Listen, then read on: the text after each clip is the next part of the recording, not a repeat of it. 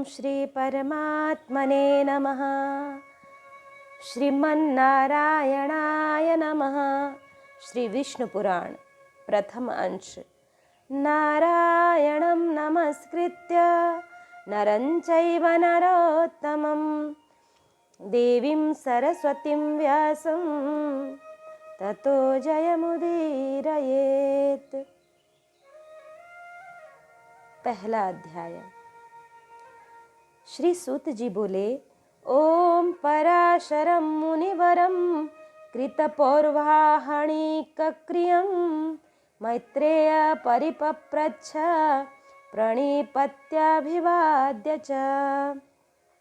मैत्रेय जी ने नित्य कर्मों से निवृत्त हुए मुनिवर पराशर जी को प्रणाम कर एवं उनके चरण पकड़कर पूछा, हे गुरुदेव, मैंने आपसे ही संपूर्ण वेद, वेदांग और सकल धर्म शास्त्रों का क्रमशः अध्ययन किया है। हे मुनि श्रेष्ठ, आपकी कृपा से मेरे विपक्ष भी मेरे लिए यह नहीं कह सकेंगे कि मैंने संपूर्ण शास्त्रों के अभ्यास में परिश्रम नहीं किया। हे धर्मज्ञ, हे महाभाग, अब मैं आपके मुखारविंद से यह सुनना चाहता हूँ कि यह जगत किस प्रकार उत्पन्न हुआ और आगे भी दूसरे कल्प के आरंभ में कैसा होगा, तथा हे ब्राह्मण, इस संसार का उपादान कारण क्या है, यह संपूर्ण चराचर किससे उत्पन्न हुआ है, यह पहले किसमें लीन था और आगे किसमें लीन हो जाएगा। इसके अतिरिक्त आकाश आदि भूतों का परिमाण, समुद्र, पर्वत तथा देवता आदि की उत्पत्ति, पृथ्वी का अधिष्ठान और सूर्य आदि का परिमाण तथा उनका आधार, देवता आदि के वंश, मनु, मनवंतर, बार बार आने वाले चारों युगों में विभक्त कल्प और कल्पों के विभाग, प्रलय का स्वरूप, युगों के पृथक पृथक संपूर्ण धर्म, देवर्षि और राजर्षियों के चरित्र, श्री व्यास जी कृत वैदिक शाखाओं की यथावत रचना तथा ब्राह्मणादि वर्ण और ब्रह्मचर्यादि आश्रमों के धर्म, ये सब हे महामुने शक्ति नंदन मैं आपसे सुनना चाहता हूँ। हे ब्राह्मण, आप मेरे प्रति अपना चित्त प्रसादोन्मुख कीजिए, जिससे हे महामुने मैं आपकी कृपा से यह सब जान सकूं। पराशर जी बोले, साधु मैत्रेय धर्मज्ञ स्मारितोऽस्मि पुरातनं पितुः पिता मे भगवन् वशिष्ठो यदुवाचः। हे धर्मज्ञ मैत्रेय, मेरे पिताजी के पिता श्री वशिष्ठ जी ने जिसका वर्णन किया था, उस पूर्व प्रसंग का तुमने मुझे अच्छा स्मरण कराया, इसके लिए तुम धन्यवाद के पात्र हो। हे मैत्रेय, जब मैंने सुना कि पिताजी को विश्वामित्र की प्रेरणा से राक्षस ने खा लिया है, तो मुझको बड़ा भारी क्रोध हुआ। तब राक्षसों का ध्वंस करने के लिए मैंने यज्ञ करना आरंभ किया। उस यज्ञ में सैकड़ों राक्षस जलकर भस्म हो गए। इस प्रकार उन राक्षसों को सर्वथा नष्ट होते देख मेरे महाभाग पितामह वशिष्ठ जी मुझसे बोले, हे वत्स, अत्यंत क्रोध करना ठीक नहीं, अब इसे शांत करो। राक्षसों का कुछ भी अपराध नहीं है, तुम्हारे पिता के लिए तो ऐसा ही होना था। क्रोध तो मूर्खों को ही हुआ करता है, विचारवानों को भला कैसे हो सकता है। भैया, भला कौन किसी को मारता है, पुरुष स्वयं ही अपने किए का फल भोगता है। हे प्रियवर, यह क्रोध तो मनुष्य के अत्यंत कष्ट से संचित यश और तप का भी प्रबल नाशक है। हे तात, इस लोक और परलोक दोनों को बिगाड़ने वाले इस क्रोध का महर्षिगण सर्वथा त्याग करते हैं, इसलिए तू इसके वशीभूत मत हो। अब इन बेचारे निरपराध राक्षसों को दग्ध करने से कोई लाभ नहीं, अपने इस यज्ञ को समाप्त करो। साधुओं का धन तो सदा क्षमा ही है। महात्मा दादाजी के इस प्रकार समझाने पर उनकी बातों को गौरव का विचार करके मैंने यह यज्ञ समाप्त कर दिया। इससे मुनि श्रेष्ठ भगवान व्यास जी बहुत प्रसन्न हुए। उसी समय ब्रह्मा जी के पुत्र पुलस्त्य जी वहां आए। हे मैत्रेय, पितामह वशिष्ठ जी ने उन्हें अर्घ्य दिया। तब वे महर्षि पुलह के ज्येष्ठ भ्राता महाभाग पुलस्त्य जी आसन ग्रहण करके मुझसे बोले कि वैरे महति यद वाक्याद् गुरोरध्याश्रिता क्षमा त्वया तस्मात् समास्तानि भवन् शास्त्राणि वेत्स्यति। तुमने चित्त में बड़ा बैर भाव होने पर भी अपने बड़े बूढ़े वशिष्ठ जी के कहने से क्षमा स्वीकार की है, इसलिए तुम संपूर्ण शास्त्रों के ज्ञाता होगे। हे महाभाग, अत्यंत क्रोधित होने पर भी तुमने मेरी संतान का सर्वथा मूलोच्छेद नहीं किया। अतः मैं तुम्हें एक और उत्तम वर देता हूँ। हे वत्स, तुम पुराण संहिता के वक्ता होगे और देवताओं के यथार्थ स्वरूप को जानोगे तथा मेरे प्रसाद से तुम्हारी निर्मल बुद्धि, प्रवृत्ति और निवृत्ति, भोग और मोक्ष के उत्पन्न करने वाले कर्मों में निसंदेह हो जाएगी। पुलस्त्य जी के इस तरह कहने के अनंतर फिर मेरे पितामह भगवान वशिष्ठ जी से बोले, पुलस्त्य जी ने जो कुछ कहा है वह सभी सत्य होगा। हे मैत्रेय, इस प्रकार पूर्व काल में बुद्धिमान वशिष्ठ जी और पुलस्त्य जी ने जो कुछ कहा था वह सब तुम्हारे प्रश्न से मुझे स्मरण हो आया है। अतः हे मैत्रेय, तुम्हारे पूछने से मैं उस संपूर्ण पुराण संहिता को तुम्हें सुनाता हूँ। तुम उसे भली प्रकार ध्यान देकर सुनो। यह जगत विष्णु से उत्पन्न हुआ है, उन्हीं में स्थित है, वे ही इसकी स्थिति और लय के कर्ता हैं तथा यह जगत भी वे ही हैं। 24 तत्वों के विचार के साथ उत्पत्ति क्रम का वर्णन और विष्णु की महिमा। श्री पराशर जी बोले कि अभिकाराय शुद्धाय नित्याय परमात्मने सदैक रूप रूपाय विष्णवे सर्वजिष्णवे। जो ब्रह्मा, विष्णु और शंकर से जगत की उत्पत्ति, स्थिति और संहार के कारण हैं तथा अपने भक्तों को संसार सागर से तारने वाले हैं, उन विकार रहित शुद्ध अविनाशी परमात्मा सर्वदा एक रस सर्व विजयी भगवान वासुदेव विष्णु को नमस्कार है, जो एक होकर भी नाना रूप वाले हैं, स्थूल सूक्ष्ममय हैं, अव्यक्त कारण एवं व्यक्त कार्य रूप हैं तथा मुक्ति के कारण हैं, जो विश्व रूप प्रभु विश्व की उत्पत्ति, स्थिति और संहार के मूल कारण हैं, उन परमात्मा विष्णु भगवान को नमस्कार है।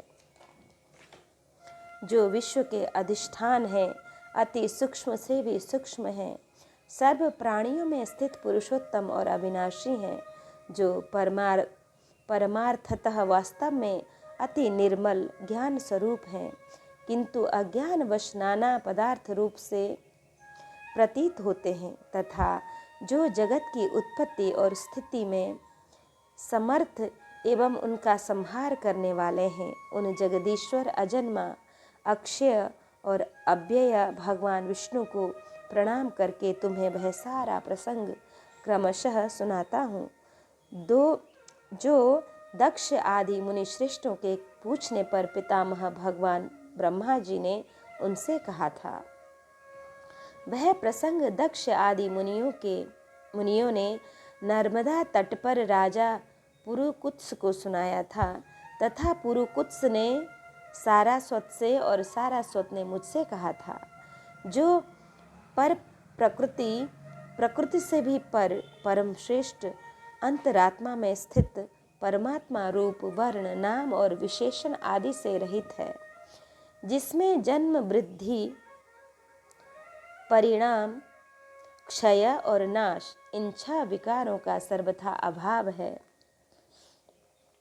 जिसको सर्वदा केवल है इतना ही कह सकते हैं तथा जिनके लिए यह प्रसिद्ध है कि वे सर्वत्र हैं और उनमें समस्त विश्व बसा हुआ है। इसलिए विद्वान जिसको वासुदेव कहते हैं वही नित्य अजन्मा अक्षय अव्यय एक रस और हेय गुणों के अभाव के कारण निर्मल परब्रह्म है। वही इन सब व्यक्त कार्य और अव्यक्त कारण जगत के रूप से तथा इसके साक्षी पुरुष और महाकारण काल के रूप से स्थित है। हे द्विज, परब्रह्मा का प्रथम रूप पुरुष है। अव्यक्त प्रकृति और व्यक्त उनके अन्य रूप हैं तथा सबको क्षोभित करने वाला होने से काल उसका परम रूप है। इस प्रकार जो प्रधान पुरुष व्यक्त और काल इन चारों से परे है तथा जिसे पंडित जन ही देख पाते हैं, वही भगवान विष्णु का परम पद है। प्रधान पुरुष व्यक्त और काल ये रूप पृथक पृथक संसार की उत्पत्ति, पालन और संहार के प्रकाश तथा उत्पादन में कारण है। भगवान विष्णु जो व्यक्त अव्यक्त पुरुष और काल रूप से स्थित होते हैं, इसे उनकी बालवत क्रीड़ा ही समझो। उनमें से अव्यक्त कारण को जो सदसद्रूप और नित्य एक रस नित्य है, श्रेष्ठ मुनिजन प्रधान तथा सूक्ष्म प्रकृति कहते हैं। वह क्षय रहित है, उसका कोई अन्य आधार भी नहीं है तथा अप्रमेय अजर निश्चल शब्द स्पर्शादि शून्य और रूपादि रहित है। वह त्रिगुणमय है और जगत का कारण है तथा स्वयं अनादि एवं उत्पत्ति और लय से रहित है। यह संपूर्ण प्रपंच प्रलय काल से लेकर सृष्टि के आदि तक उसी से व्याप्त था। हे विद्वान, श्रुति के मर्मज्ञ को जानने वाले श्रुति परायण ब्रह्मवेत्ता महात्मा गण इसी अर्थ को लक्ष्य करके प्रधान के प्रतिपादक इस निम्नलिखित श्लोक को कहा करते हैं। उस समय प्रलय काल में न दिन था न रात्रि थी, न आकाश था न पृथ्वी थी, न अंधकार था न प्रकाश था और न इनके अतिरिक्त कुछ और ही था।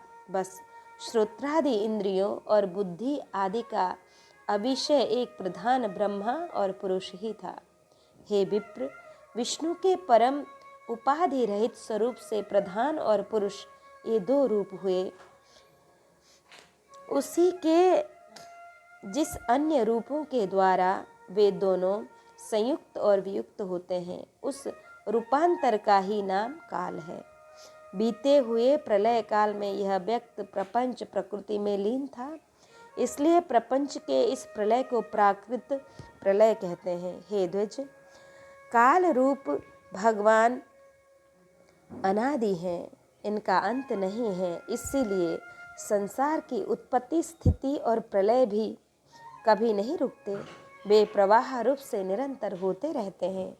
हे मैत्रेय, प्रलय काल में प्रधान प्रकृति के साम्यावस्था में स्थित हो जाने पर और पुरुष के प्रकृति से पृथक हो जाने पर विष्णु भगवान का काल रूप प्रवृत्त होता है।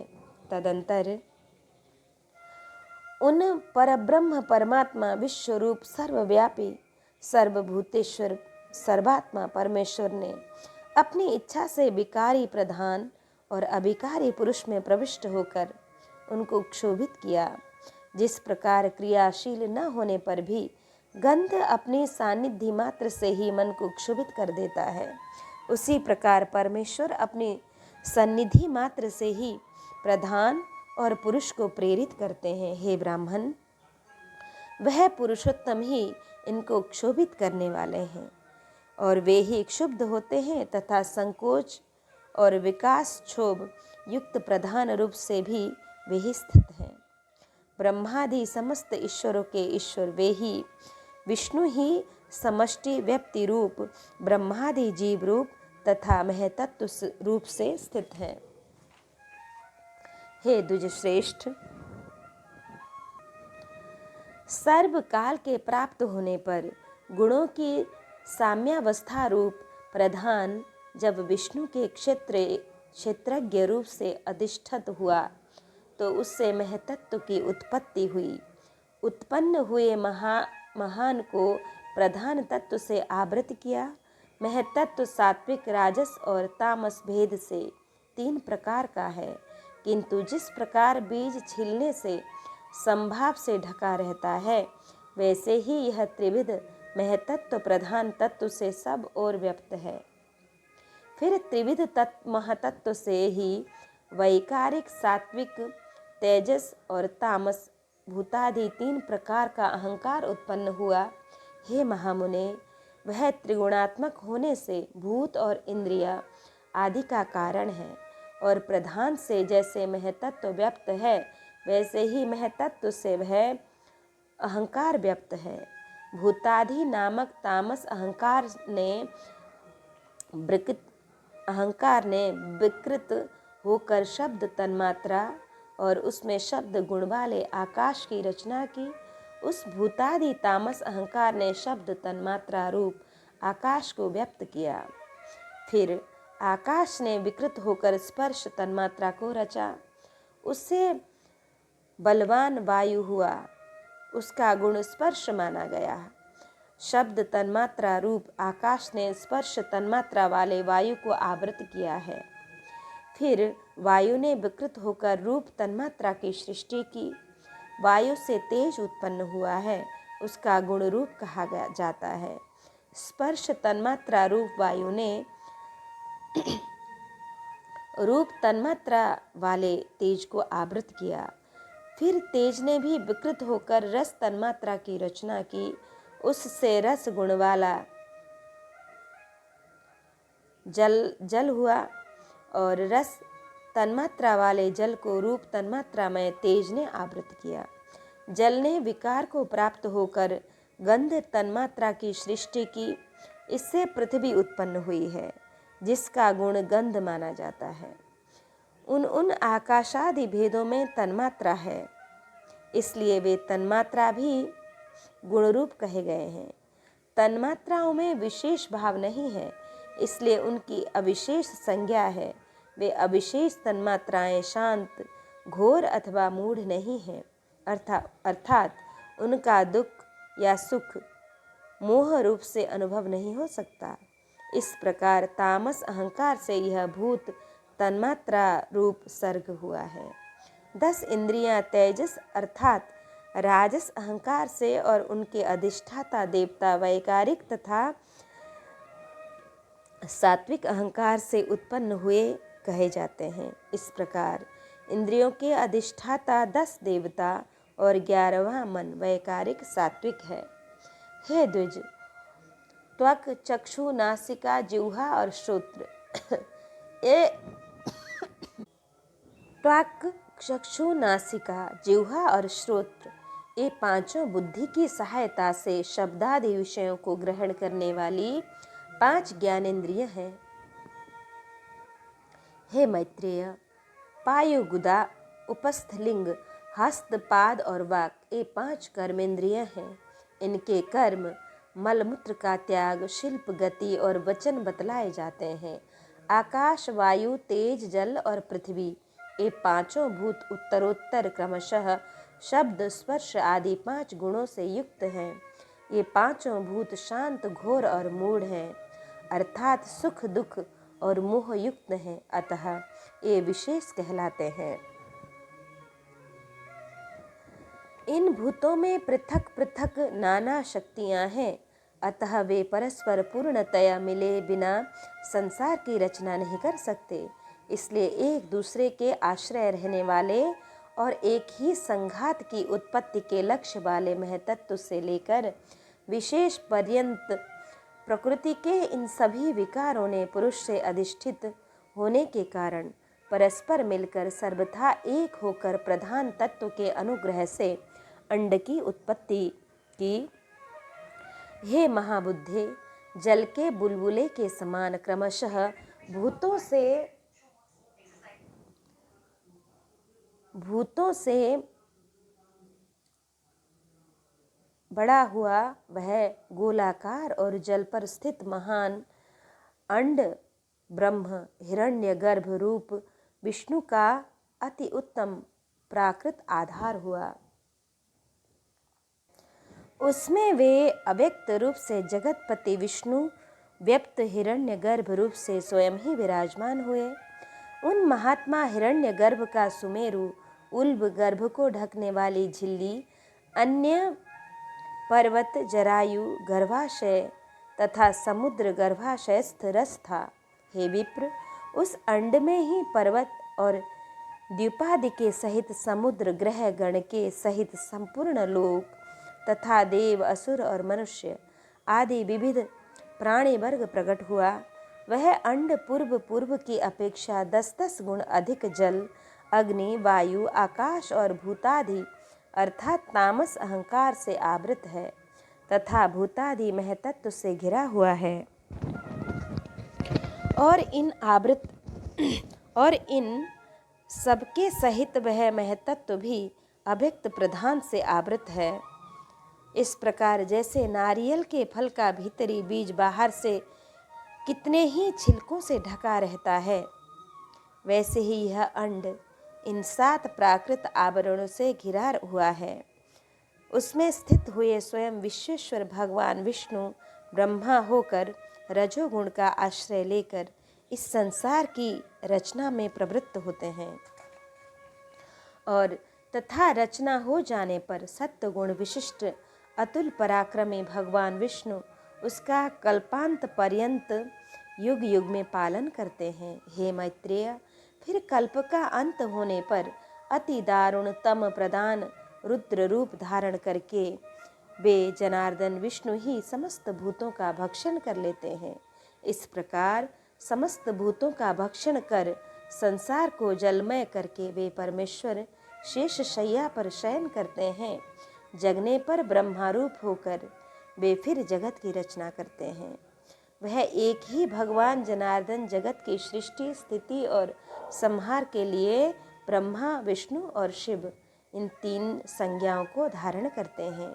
वे प्रभु विष्णु सृष्टा ब्रह्मा होकर अपनी ही सृष्टि करते हैं, पालक विष्णु होकर पाल्य रूप अपना ही पालन करते हैं और अंत में स्वयं ही संहार शिव तथा स्वयं ही उपसंहृत लीन होते हैं। पृथ्वी, जल, तेज, वायु और आकाश तथा समस्त इंद्रियां और अंतःकरण आदि जितना जगत है सब पुरुष रूप है। और क्योंकि वह अव्यय विष्णु ही विश्वरूप और सब भूतों के अंतरात्मा है, इसलिए ब्रह्मादि प्राणियों में स्थित सर्गादिक भी उन्हीं के उपकारक हैं। अर्थात जिस प्रकार ऋत्यजों द्वारा किया हुआ हवन यजमान का उपकारक होता है, उसी तरह परमात्मा के रचे हुए समस्त प्राणियों द्वारा होने वाली सृष्टि भी उन्हीं की उपकारक है। वे सर्वस्वरूप श्रेष्ठ वरदायक और वरेण्य प्रार्थना के योग्य भगवान विष्णु ही ब्रह्मा आदि अवस्थाओं द्वारा रचने वाले हैं। वे ही रचे जाते हैं, वे ही पालते हैं, वे ही पालित होते हैं तथा वे ही संहार करते हैं और स्वयं ही समृद्ध होते हैं। ब्रह्मादि की आयु और काल का स्वरूप। निर्गुणस्य प्रमेयस्य शुद्धस्याप्यामलात्मनः कथं सर्गादिककृतं ब्राह्मणोऽभ्युपगम्यते। मैत्रेय जी ने कहा, हे भगवन, जो ब्रह्मा निर्गुण, अप्रमेय, शुद्ध और निर्मलात्मा है, उसका सर्गादिक कर्ता होना कैसे सिद्ध हो सकता है। तब पराशर जी बोले कि शक्तयः सर्वभावानामचिन्त्य ज्ञानगोचरः यतो तो ब्रह्मणस्तास्तु सर्गाद्याभावशक्तयः। हे तपस्वियों में श्रेष्ठ मैत्रेय, समस्त भाव पदार्थों की शक्तियाँ अचिंत्य ज्ञान की विषय होती हैं। अतः अग्नि की शक्ति उष्णता के समान ब्रह्मा की भी सर्गादि रचना रूप शक्तियाँ स्वाभाविक हैं। अब जिस प्रकार नारायण नामक लोक पितामह भगवान ब्रह्मा जी सृष्टि की रचना में प्रवृत्त होते हैं, सो सुनो। हे विद्वान, वे सदा उपचार से ही उत्पन्न हुए कहलाते हैं। उनके अपने परिमाण से उनकी आयु 100 वर्ष की कही जाती है।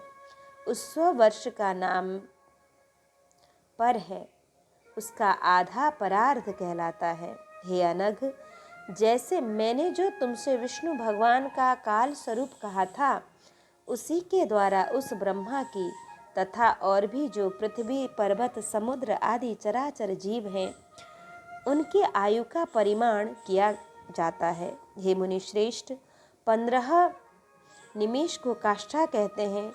30 काष्ठा की एक कला तथा 30 कला का एक मुहूर्त होता है। 30 मुहूर्त का मनुष्य एक दिन रात कहा जाता है, और उतने ही दिन रात को पक्ष युक्त एक मास होता है। 6 महीनों का एक अयन और दक्षिणायन तथा उत्तरायण, 2 अयन मिलकर 1 वर्ष होता है। दक्षिणायन देवताओं की रात्रि है और उत्तरायण दिन। देवताओं के 12,000 वर्षों के सतयुग, त्रेता, द्वापर और कलियुग नामक 4 युग होते हैं। उनका अलग अलग परिमाण मैं तुम्हें सुनाता हूँ। पुरातत्व के जानने वाले सतयुग आदि का परिमाण क्रमशः 4, 3, 2 और 1000 दिव्य वर्ष बतलाते हैं। प्रत्येक युग के पूर्व उतने ही 100 वर्ष की संध्या बताई जाती है, और युग के पीछे उतने ही परिमाण वाले संध्यांश होते हैं। अर्थात सतयुग आदि के पूर्व क्रमशः 4 दिन, 4, 3, 2 और 100 दिव्य वर्ष की संध्याएं और इतने ही वर्ष के संध्यांश होते हैं। हे मुनि श्रेष्ठ, इन संध्या और संध्यांशों के बीच का जितना काल होता है, उसे ही सतयुग आदि नाम वाले युग जानना चाहिए। हे मुने, सतयुग, त्रेता, द्वापर और कली, ये मिलकर चतुर्युग कहलाते हैं। हे ब्राह्मण, ऐसे 1000 चतुर्युग का ब्रह्मा का एक दिन होता है। ब्रह्मा के एक दिन में 14 मनु होते हैं। उनका कालकृत परिमाण सुनो। सप्तर्षि, देवगण, इंद्र, मनु और मनु के पुत्र राजा लोग पूर्व कल्पानुसार एक ही काल में रचे जाते हैं, और एक ही काल में उनका संहार भी किया जाता है। हे सत्तम, 71 चतुर्युग से कुछ अधिक काल का एक मनवंतर होता है। यही मनु और देवता आदि का काल है। इस प्रकार दिव्य वर्ष गणना से एक मनवंतर में 8,52,000 वर्ष बतलाए जाते हैं। हे महामुने, मानवी वर्ष गणना के अनुसार मनवंतर का परिमाण पूरे 30,67,20,000 वर्ष है, इससे अधिक नहीं। इस काल का 14 गुना ब्रह्मा का दिन होता है। इसके अनंतर नैमित्तिक नाम वाला ब्राह्म्य प्रलय होता है। उस समय भूरलोक, भुवरलोक और स्वर्गलोक तीनों जलने लगते हैं, और महरलोक में रहने वाले सिद्धगण अति संतप्त होकर जनलोक को चले जाते हैं। इस प्रकार त्रिलोक के जलमय हो जाने पर जनलोकवासी योगियों द्वारा ध्यान किए जाते हुए नारायण रूप कमल योनि ब्रह्मा जी त्रिलोक के ग्रास से तृप्त होकर दिन के बराबर ही परिमाण वाली उस रात्रि में शेष शैया पर शयन करते हैं, और उसके बीत जाने पर पुनः संसार की सृष्टि करते हैं। इसी प्रकार पक्ष, मास आदि गणना से ब्रह्मा का 1 वर्ष और फिर 100 वर्ष होते हैं। ब्रह्मा के 100 वर्ष ही उस महात्मा ब्रह्मा की परमायु है। हे अनग,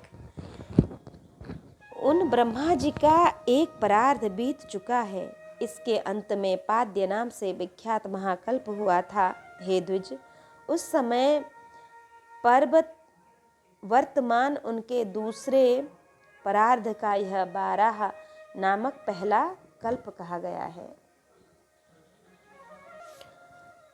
ब्रह्मा जी की उत्पत्ति, वराह भगवान द्वारा पृथ्वी का उद्धार और ब्रह्मा जी की लोक रचना। मैत्रेय बोले, ब्रह्मा नाराख्यो सकल्पादौ भगवान यथा ससर्ज सर्वभूतानि तदाक्षक्षम महामुने। हे महामुने, कल्प के आदि में नारायणाख्य भगवान ब्रह्मा जी ने जिस प्रकार समस्त भूतों की रचना की, वह आप वर्णन कीजिए। श्री पराशर जी बोले, प्रजा ससर्ज भगवन् ब्रह्म नारायणात्मकः प्रजापति पतिर्देवो यथा तन्मे निशामय। प्रजापतियों के स्वामी नारायण स्वरूप भगवान ब्रह्मा जी ने जिस प्रकार प्रजा की सृष्टि की थी, वह मुझसे सुनो। पिछले कल्प का अंत होने पर, रात्रि में सोकर उठने पर सत्व गुण के उद्रेक से युक्त भगवान ब्रह्मा जी ने संपूर्ण लोकों को शून्यमय देखा। वे भगवान नारायण पर हैं, अचिंत्य हैं, ब्रह्मा शिव आदि ईश्वरों के भी ईश्वर हैं, ब्रह्म स्वरूप हैं, अनादि हैं और सबकी उत्पत्ति के स्थान हैं।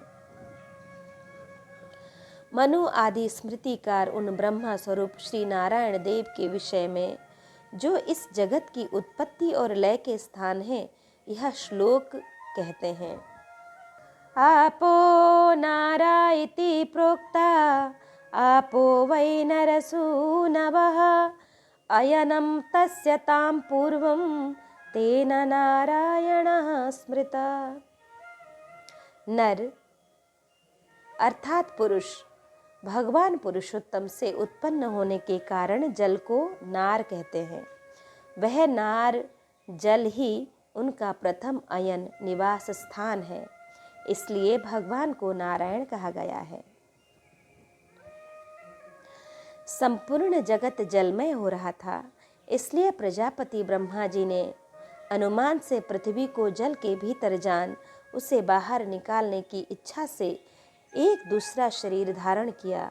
उन्होंने पूर्व कल्पों के आदि में जैसे मत्स्य कूर्म आदि रूप धारण किए थे, वैसे ही इस वराह कल्प के आरंभ में वेद यज्ञमय बाराह शरीर ग्रहण किया और संपूर्ण जगत की स्थिति में तत्पर हो सबके अंतरात्मा और अविचल रूप से परमात्मा प्रजापति ब्रह्मा जी, जो पृथ्वी को धारण करने वाले और अपने ही आश्रय से स्थित हैं, जन लोक स्थित सनकादि सिद्धेश्वरों से स्तुति किए जाते हुए जल में प्रविष्ट हुए।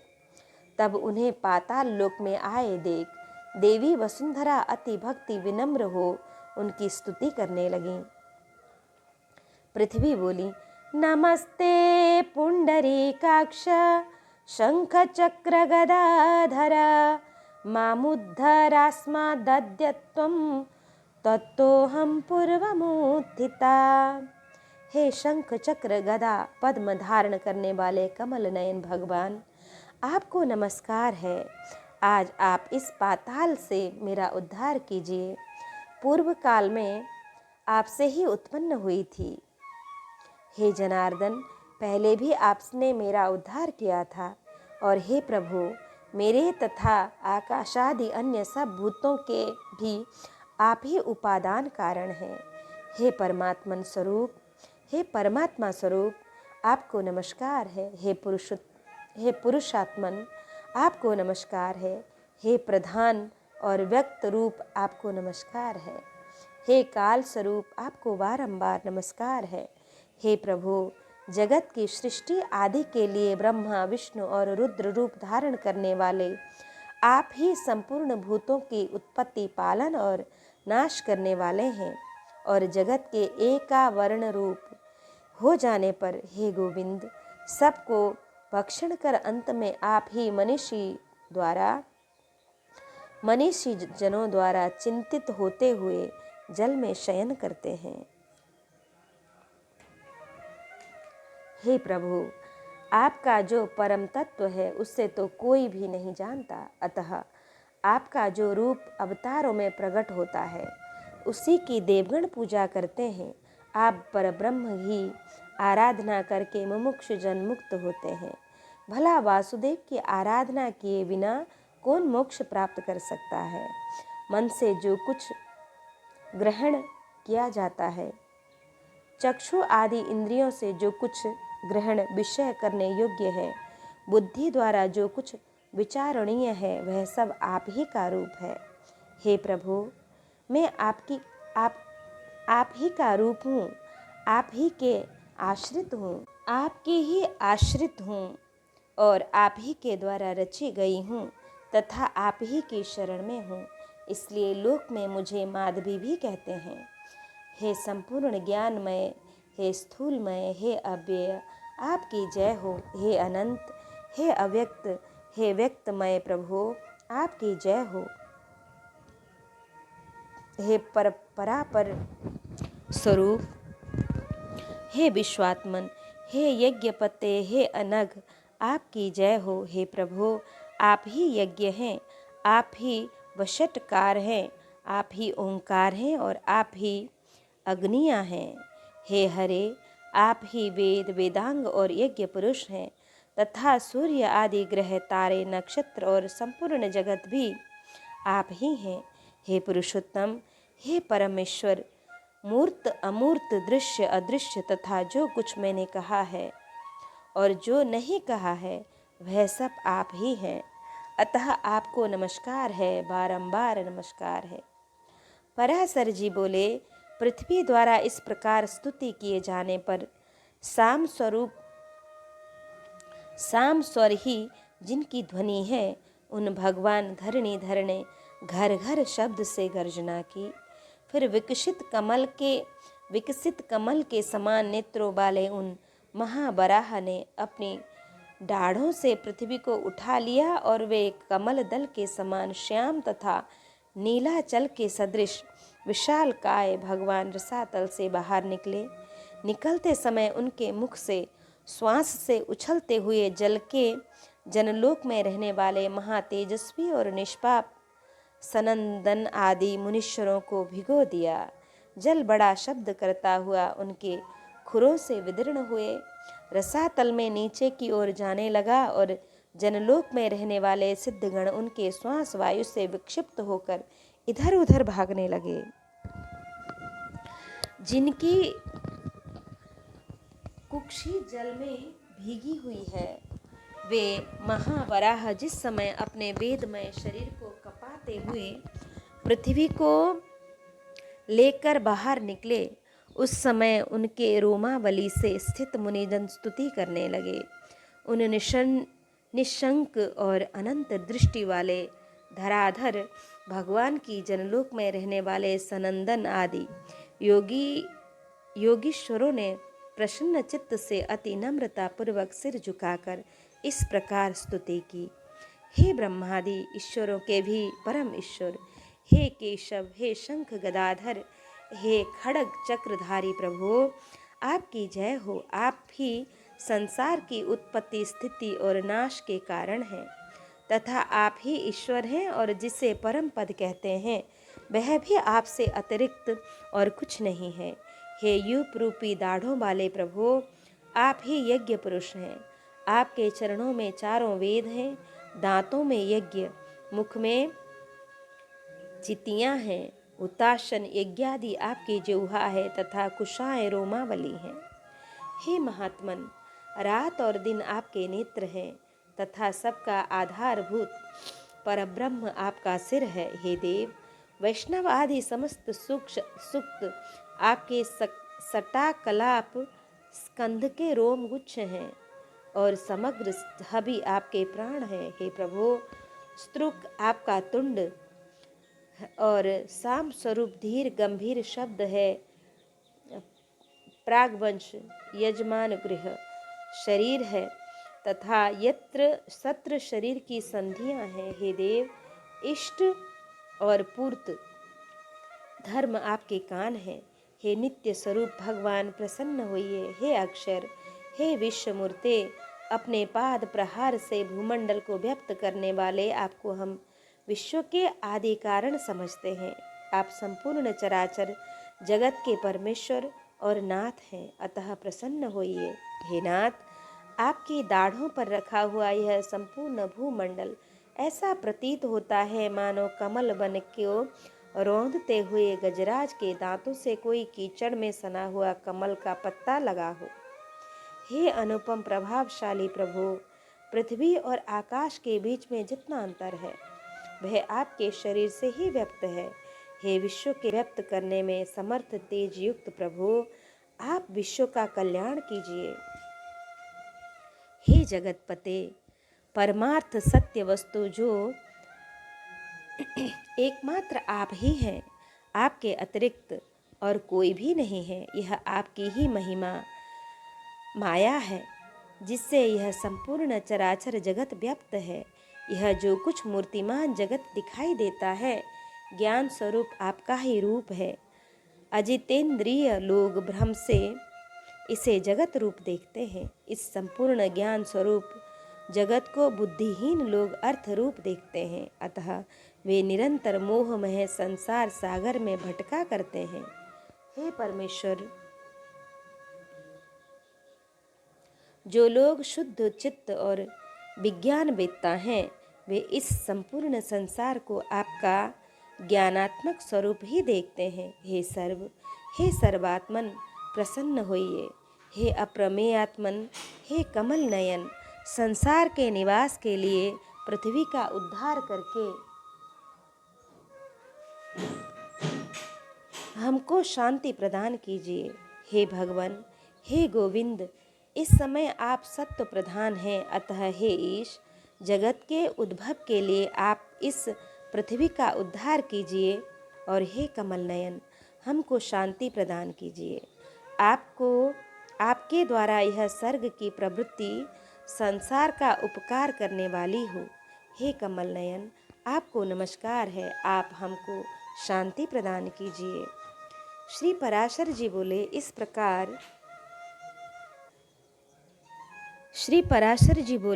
इस प्रकार स्तुति किए जाने पर पृथ्वी को धारण करने वाले परमात्मा वराह जी ने उसे शीघ्र ही उठाकर अपार जल के ऊपर स्थापित कर दिया। उस जल समूह के ऊपर एक बहुत बड़ी नौका के समान स्थित है और बहुत विस्तृत आकार होने के कारण उसमें डूबती नहीं है। फिर उन अनादि परमेश्वर ने पृथ्वी को समतल कर उस पर जहाँ तहाँ पर्वतों को विभाग करके स्थापित कर दिया। सत्य संकल्प भगवान ने अपने अमोघ प्रभाव से पूर्ण कल्प के अंत में दग्ध हुए समस्त पर्वतों को पृथ्वी तल पर यथास्थान रच दिया। तदंतर उन्होंने सप्त द्वीपादि क्रम से पृथ्वी का यथा योग्य विभाग कर दिया। भूरलोकादि चारों लोकों की पूर्ववत कल्पना कर दी। फिर उन भगवान हरि ने रजोगुण से युक्त हो चतुर्मुखधारी ब्रह्मा रूप धारण कर सृष्टि की रचना की। सृष्टि की रचना में भगवान तो केवल निमित्त मात्र ही हैं, क्योंकि उनके प्रधान कारण तो सृज्य पदार्थों की शक्तियाँ ही हैं। हे तपस्वियों में श्रेष्ठ मैत्रेय, वस्तुओं की रचना में निमित्त मात्र को छोड़कर और किसी बात की आवश्यकता भी नहीं है, क्योंकि वस्तु तो अपनी परिणाम शक्ति से वस्तुतः स्थूल रूपता को प्राप्त हो जाती है। अविद्यादि विविध सर्गों का वर्णन। मैत्रेय जी बोले कि यथा ससर्ज देवोऽसौ देवर्षि पितृदानवान् मनुष्य तिर्यग् वृक्षादीन् भुव्योमसलीलौकसः। हे द्विजराज, सर्ग के आदि में भगवान ब्रह्मा जी ने पृथ्वी, आकाश और जल आदि में रहने वाले देव, ऋषि, पितृगण, दानव, मनुष्य, तिर्यक और वृक्षादि को जिस प्रकार रचा तथा जैसे गुण, स्वभाव और रूप वाले जगत की रचना की, वह सब आप मुझसे कहिए। श्री पराशर जी बोले, मैत्रेय कथयाम्येतत् शृणुष्व सुसमाहिता यथा ससर्ज देवे देवोऽसौ देवादीनखिलान् विभु।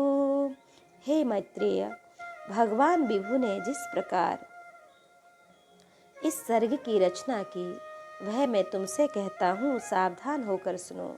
सर्ग के आदि में ब्रह्मा जी ने पूर्ववत सृष्टि का चिंतन करने पर पहले अबुद्धिपूर्वक अर्थात पहल असावधानी हो जाने से तमोगुणी सृष्टि का आविर्भाव हुआ। उस महात्मा से प्रथमतम अज्ञान, मोह, महामोह, भोगेच्छा, तामिश्र, क्रोध, अंध, तामिश्र, अविनिमेष नामक पंच परवा 5 प्रकार की अविद्या उत्पन्न हुई। उसके ध्यान करने पर ज्ञान शून्य, बाहर भीतर से तमोमय और जड़ नगादि वृक्ष, गुल्म, लता, विरुत, तृण रूप 5 प्रकार का सर्ग हुआ। बराह जी द्वारा सर्वप्रथम स्थापित होने के कारण नगादि को मुख्य कहा गया है, इसलिए यह सर्ग भी मुख्य सर्ग कहलाता है। उस सृष्टि को पुरुषार्थ की असाध्यता देखकर उन्होंने फिर अन्य सर्ग के लिए ध्यान किया तो तिर्यक स्रोत सृष्टि उत्पन्न हुई। यह सर्ग वायु के समान तिरछा चलने वाला है, इसलिए तिर्यक स्रोत कहलाता है। ये पशु पक्षी आदि नाम से प्रसिद्ध हैं और प्रायः तमोमय, अज्ञानी, अविवेक रहित अनुचित मार्ग का अवलंबन करने वाले और विपरीत ज्ञान को ही यथार्थ ज्ञान मानने वाले होते हैं। ये सब अहंकारी, अभिमानी, 28 वधों से युक्त, आंतरिक सुख आदि को ही पूर्णतया समझने वाले और परस्पर एक दूसरे की प्रवृत्ति को न जानने वाले होते हैं। उस सर्ग को भी पुरुषार्थ का असाधक समझ पुनः चिंतन करने पर एक और सर्ग हुआ। वह ऊर्ध्व स्रोत नामक तीसरा सात्विक सर्ग ऊपर के लोकों में रहने लगा। वे ऊर्ध्व स्रोत सृष्टि के उत्पन्न हुए प्राणी, विषय सुख के प्रेमी, बाह्य और आंतरिक दृष्टि संपन्न तथा बाह्य और आंतरिक ज्ञान युक्त थे। यह तीसरा देव सर्ग कहलाता है।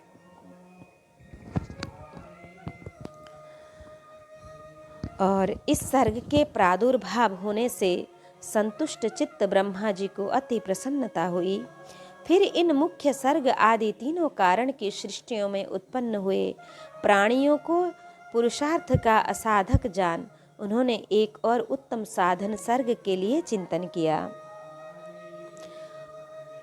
उन सत्य संकल्प ब्रह्मा जी के इस प्रकार चिंतन करने पर अव्यक्त प्रकृति से पुरुषार्थ का साधक अर्बाक स्रोत नामक सर्ग प्रकट हुआ। और इस सर्ग के प्राणी नीचे पृथ्वी पर रहते हैं, इसलिए वे अर्बाक स्रोत कहलाते हैं। उनमें सत्व, रज और तम तीनों की ही अधिकता होती है। इसलिए हे मुनि श्रेष्ठ, इस प्रकार अब तक तुमने 6 सर्ग कहे। उनमें महतत्व को ब्रह्मा का पहला सर्ग जानना चाहिए। दूसरा सर्ग तन्मात्राओं का है, जिसे भूत सर्ग भी कहते हैं। और तीसरा वैकारिक सर्ग है, जो इंद्रिय संबंधी कहलाता है। इस प्रकार बुद्धि पूर्वक उत्पन्न हुआ यह प्राकृत सर्ग हुआ। चौथा मुख्य सर्ग है। पर्वत, वृक्षादि स्थावर ही मुख्य सर्ग के अंतर्गत आते हैं। और 5वां जो तिर्यक स्रोत बतलाया गया है, उसे तिर्यक, कीट, पतंगादि योनि भी कहते हैं। फिर 6ठा सर्ग ऊर्ध्व स्रोताओं का है, जो देव सर्ग कहलाता है। उसके पश्चात 7वां सर्ग अर्बाक स्त्रोत्राओं का है, वह मनुष्य सर्ग है। 8वां अनुग्रह सर्ग है, वह सात्विक और तामसिक है। ये 5 वैकृत विकारी सर्ग हैं और पहले 3 प्राकृत सर्ग कहलाते हैं। 9वां कौमार सर्ग है, जो प्राकृत और वैकृत भी है। इस प्रकार सृष्टि रचना में प्रवृत्त हुए जगदीश्वर प्रजापति के प्राकृत और वैकृत नामक ये जगत के मूलभूत 9 सर्ग तुम्हें सुनाए। अब और क्या सुनना चाहते हो? श्री मैत्रेय जी बोले कि हे मुने, आपने इन देवादिकों के सर्गों का संक्षेप में वर्णन किया। अब हे मुनि श्रेष्ठ, मैं इन्हें आपके मुखारविंद से विस्तार पूर्वक सुनना चाहता हूँ।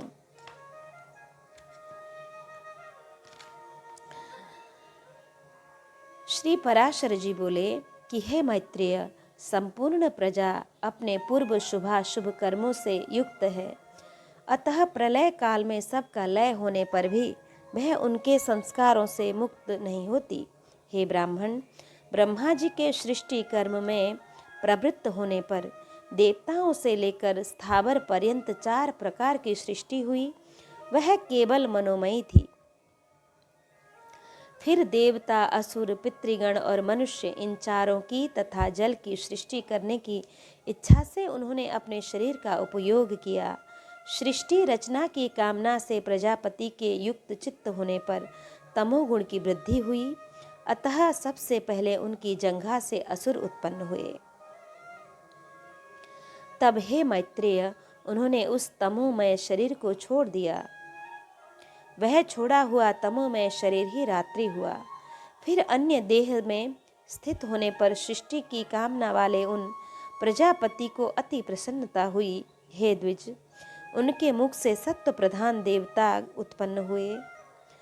तदंतर उन शरीर को भी उन्होंने त्याग दिया। वह त्यागा हुआ शरीर ही सत्व स्वरूप दिन हुआ। इसलिए रात्रि में असुर बलवान होते हैं और दिन में देवगणों का बल विशेष होता है।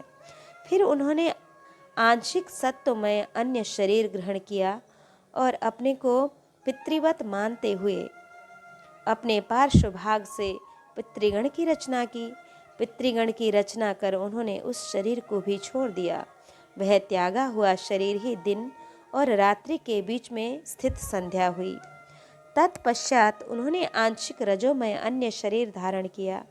हे द्विज श्रेष्ठ, उसमें रज प्रधान मनुष्य उत्पन्न हुए। और फिर शीघ्र ही प्रजापति ने उस शरीर को भी त्याग दिया। वही ज्योत्सना हुआ, जिससे पूर्व संध्या अर्थात प्रातः काल कहते हैं। इसलिए हे मैत्रेय, प्रातः काल होने पर मनुष्य और सायंकाल के समय पितर बलवान होते हैं। इस प्रकार रात्रि, दिन, प्रातः काल और सायंकाल, ये चारों प्रभु ब्रह्मा जी के ही शरीर हैं और तीनों गुणों के आश्रय हैं। फिर ब्रह्मा जी ने एक और रजोमात्रात्मक शरीर धारण किया। उसके द्वारा ब्रह्मा जी के क्षुधा उत्पन्न हुई और क्षुधा से काम की उत्पत्ति हुई। तब भगवान प्रजापति ने अंधकार में स्थित होकर क्षुधाग्रस्त सृष्टि की रचना की। उसमें बड़े कुरूप और दाढ़ी मूछ वाले व्यक्ति उत्पन्न हुए। वे स्वयं ब्रह्मा जी की ओर ही उन्हें भक्षण करने के लिए दौड़े। उनमें से जिन्होंने यह कहा कि ऐसा मत करो, इनकी रक्षा करो, वे राक्षस कहलाए, और जिन्होंने कहा हम खाएंगे, वे खाने की वासना वाले होने से यक्ष कहलाए। इनकी इस अनिष्ट प्रवृत्ति को देखकर ब्रह्मा जी के केश सिर से गिर गए और फिर पुनः उनके मस्तक पर आरूढ़ हुए। इस प्रकार ऊपर चढ़ने के कारण वे सर्प कहलाए और नीचे गिरने के कारण अहि कहे गए। तदंतर जगत रचयिता ब्रह्मा जी ने क्रोधित होकर क्रोधयुक्त प्राणियों की रचना की। वे कपिश, कालापन लिए हुए पीले वर्ण के, अति उग्र स्वभाव वाले तथा मांसाहारी हुए। फिर गान करते समय उनके शरीर से तुरंत ही गंधर्व उत्पन्न हुए। हे द्विज, वे वाणी का उच्चारण करते अर्थात बोलते हुए उत्पन्न हुए थे, इसलिए गंधर्व कहलाए। इन सब की रचना करके भगवान ब्रह्मा जी ने पक्षियों को उनके पूर्व कर्मों से प्रेरित होकर स्वच्छंदता पूर्वक अपनी आयु से रचा और तदंतर अपने वक्षस्थल से भेड़, मुख की बकरी, उदर और पार्श्व भाग से गऊ, पैरों से घोड़े, हाथी, गधे, बनगाय, मृग, ऊंट, खच्चर और न्यूक आदि पशुओं की रचना की। उनके रोम से मूल रूप औषधियाँ हुई। हे द्विजोत्तम, कल्प के आरंभ में ही ब्रह्मा जी ने पशु और औषधि आदि की रचना करके फिर त्रेता युग के आरंभ में उन्हें यज्ञादि कर्मों में सम्मिलित किया। गौ, बकरी, पुरुष, भेड़, घोड़े, खच्चर और गधे ये सब गांव में रहने वाले पशु हैं। जंगली पशु हैं स्वपद, व्याघ्र, 2 खुर वाले, बनगाय, हाथी, बंदर और 5वें पक्षी, छठे जल के जीव तथा 7वें सरीसृप आदि। फिर अपने प्रथम मुख से ब्रह्मा जी ने गायत्री, ऋक, त्रिवृत्त, सोम, रथंतर और अग्निष्टोम यज्ञों को निर्मित किया। दक्षिण मुख से यजु, त्रैष्टुप, छंद, पंच दशस्तोम, बृहत साम तथा उक्थ की रचना की। पश्चिम मुख से साम, 36 छंद, सप्तदशस्तोम, वैरूप और अतिरात्र को उत्पन्न किया तथा उत्तर मुख से उन्होंने 21 स्तोम, अथर्ववेद, आप्तोर्यामाण, अनुष्ठुप छंद और वैराज की सृष्टि की। इस प्रकार उनके शरीर से समस्त ऊंच नीच प्राणी उत्पन्न हुए। उन आदिकर्ता प्रजापति भगवान ब्रह्मा जी ने देव, असुर, पितृगण और मनुष्यों की सृष्टि कर तदंतर कल्प का आरंभ होने पर फिर यक्ष, पिशाच, गंधर्व, अप्सरागण, मनुष्य, किन्नर, राक्षस, पशु, पक्षी, मृग और सर्प आदि संपूर्ण नित्य एवं अनित्य स्थावर जंगम जगत की रचना की। उनमें से जिनके जैसे जैसे कर्म पूर्व कल्पों में थे, पुनः पुनः सृष्टि होने पर उनकी उन्हीं में फिर प्रवृत्ति हो जाती है। उस समय हिंसा, अहिंसा, मृदुता, कठोरता, धर्म, अधर्म, सत्य, मिथ्या ये सब अपनी पूर्व भावना के अनुसार उन्हें प्राप्त हो जाते हैं। इसी से ये उन्हें अच्छे लगने लगते हैं। इस प्रकार प्रभु विधाता ने ही स्वयं इंद्रियों के विषयभूत और शरीर आदि में विभिन्नता और व्यवहार को उत्पन्न किया। उन्हीं के कल्प के आरंभ में देवता आदि प्राणियों के वेदानुसार नाम और रूप तथा कार्य विभाग को निश्चित किया। ऋषियों तथा अन्य प्राणियों के भी वेदानुकूल नाम और यथा योग्य कर्मों को उन्हीं ने निर्दिष्ट किया। और जिस प्रकार भिन्न भिन्न ऋतुओं के पुनः पुनः आने पर उनके चिन्ह और नाम रूप आदि पूर्ववत रहते हैं, उसी प्रकार युगादि में भी उनके पूर्व भाव ही देखे जाते हैं। शिश्रिक्षा शक्ति, सृष्टि रचना की इच्छा रूप शक्ति, ये युक्त वे ब्रह्मा जी सृज्य शक्ति सृष्टि के प्रारब्ध की प्रेरणा से कल्पों के आरंभ में बारंबार इस प्रकार सृष्टि की रचना की। इति श्री विष्णु पुराणे प्रथमेशे पंचमोऽध्यायः।